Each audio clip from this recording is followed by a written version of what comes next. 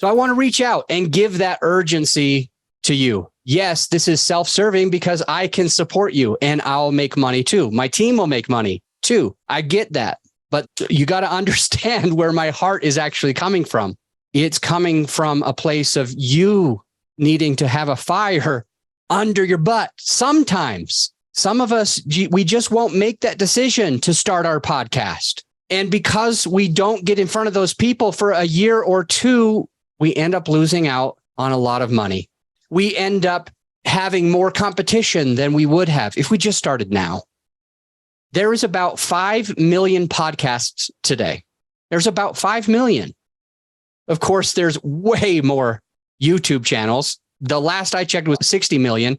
I'm sure we're pushing 100 million. I would like to pull up that number and verify it, but I am sure that it's way higher than the 60 million that I checked it out on 3 years ago. We just crossed 5 million podcasts that are out there.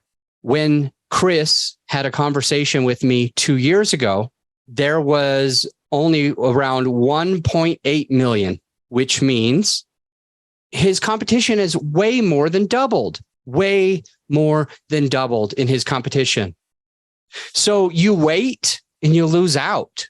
Urgency, light a fire up your butt and figure out what you got to do. Whether it is doing the same thing as Chris is now going to do, hire somebody to help market his podcast so that he can stop missing out on those hundreds of thousands of dollars each year, or whether it's you finally launching your podcast, or whether it's something about your business or your health or your family relationships or your spirituality, it doesn't matter. Urgency.